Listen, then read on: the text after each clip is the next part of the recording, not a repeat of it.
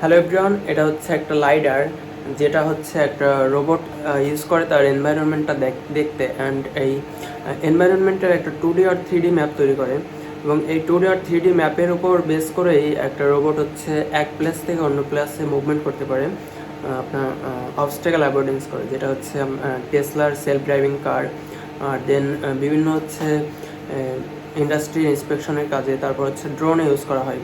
তো অনেক দিন ধরেই এই লাইডারটা নিয়ে কাজ করার ইচ্ছা ছিল। গতকাল আমি হাতে পাই, দেন হচ্ছে একটা ম্যাপ তৈরি করছি, খুব ইন্টারেস্টিং লাগছে, তাই ভাবলাম আর কি শেয়ার করি।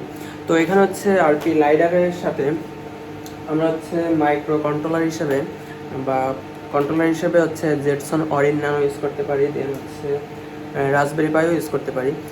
তো এটা হচ্ছে আমাদের সেই লাইডারটা, যেটা হচ্ছে একটা কন্টিনিউয়াসলি রোটেট করতে থাকে এবং হচ্ছে একটা লেজার নিক্ষেপ করতে থাকে। আই গেস এখানে দেখা যাচ্ছে। এবং এই লেজারটা কোনো অবস্টেকেল বা হচ্ছে অবজেক্টে রিফ্লেক্ট করে, আবার হচ্ছে এখানে যখন ব্যাক করে তখন হচ্ছে ডাটা সিগন্যাল প্রসেস করার পর সেটা হচ্ছে আমাদের এই ম্যাপসে শো করে এখানে। এবং একটা 360 ভিউ আমাদের হচ্ছে এখান থেকে আউটপুট আসে। এখানে দেখা যাচ্ছে আমাদের আউটপুটটা নর্মালি এরকম হয়ে থাকে। তো এটা দিয়ে হচ্ছে একটা রোবট বুঝতে পারে যে সামনে কোনো অবস্টেকেল আছে কিনা বা চারপাশে কোথায় কোথায় অবস্টেকেল আছে। আমি যদি একটু দেখাই, এখানে রাখলে দেখতে পাচ্ছেন ম্যাপটা হচ্ছে চেঞ্জ হচ্ছে পিঙ্ক কালার ডট দিয়ে। তো এই পুরো প্রসেসটাকে বলা হচ্ছে স্লাম বা হচ্ছে সাইমালটেনিয়াস লোকালাইজেশন অ্যান্ড ম্যাপিং।